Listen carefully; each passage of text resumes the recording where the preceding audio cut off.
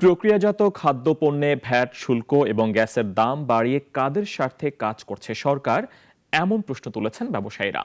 যদি বর্ধিত ভ্যাট প্রত্যাহার না হয় তাহলে খাদ্যপণ্যের ব্যবসায়ীরা নামতে বাধ্য হবেন রাস্তায়।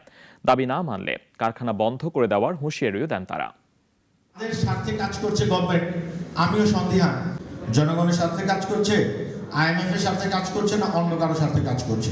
যেভাবে আমাদেরকে আস্তে আস্তে আপনারা যেই দিকে নিয়ে যাচ্ছেন, এটা সব কিছু হার মানাইয়া আবার আমাদেরকে যেন অন্য পথ বেছে না নিতে হয়, এটা হলো আমার পরিষ্কার কথা আপনাদের। প্রস্তুতকৃত বিস্কুট, কেক, আচার ইত্যাদি খাদ্যপণ্যে বাড়ানো হয়েছে ভ্যাট।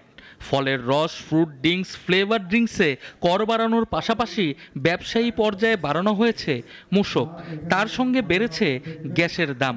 হুট করে এই দরবৃদ্ধি মুখ থুবড়ে পড়বে অর্থনীতি, এমন আশঙ্কা করছেন ব্যবসায়ীরা। আপনাদের এই লিখনের মাধ্যমে এই সেক্টরের যে সমস্যাগুলি আছে সেগুলি থেকে আমরা পরিত্রাণ পাবো। বৃহস্পতিবার রাজধানীতে অনুষ্ঠিত বাংলাদেশ অ্যাগ্রো প্রসেসর্স অ্যাসোসিয়েশনের আয়োজিত সংবাদ সম্মেলনে ব্যবসায়ীরা জানান, ভ্যাট বাড়িয়ে দিলে ব্যবসায়ীদের কোনো ক্ষতি হবে না, বরং তা আঘাত হানবে জনগণের ওপর। তাই প্রত্যাহার করা উচিত বর্ধিত ভ্যাট। আজকে যখন 5 টাকা তখন বিস্কিটের উপর যখন ভ্যাট বাড়াবেন, কালকে থেকে আমি কিন্তু 2টা বিস্কিট কমাই দেব। 5% ভ্যাট নিয়ে গেছেন স্যার 15%। মানুষের স্যার দেয়ালে পিঠ থেকে গেছে। স্যার আমরা রাস্তায় নামতে চাই না, আমরা ব্যবসায়ী। স্যার আগামী দিনে যদি ব্যবসা না থাকে, রাস্তায় নামা ছাড়া কিন্তু কোনো উপায় থাকবে না। সরকারের রাজস্ব বৃদ্ধিতে করের হার বাড়ানো হয়েছে, আর জনগণ যদি বাড়তি ভ্যাট প্রদান করে চলমান সংকট কাটিয়ে উঠতে সরকারকে করে সহায়তা, তাহলে সমস্যা হওয়ার কথা নয়।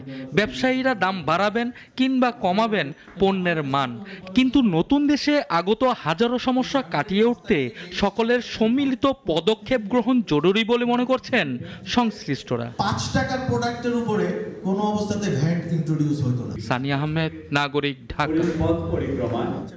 কোটি কোটি মানুষের ভালোবাসায় ফ্রিজ, টিভি এবং এসিতে দেশের 1 নম্বর ব্র্যান্ড ওয়ালটন।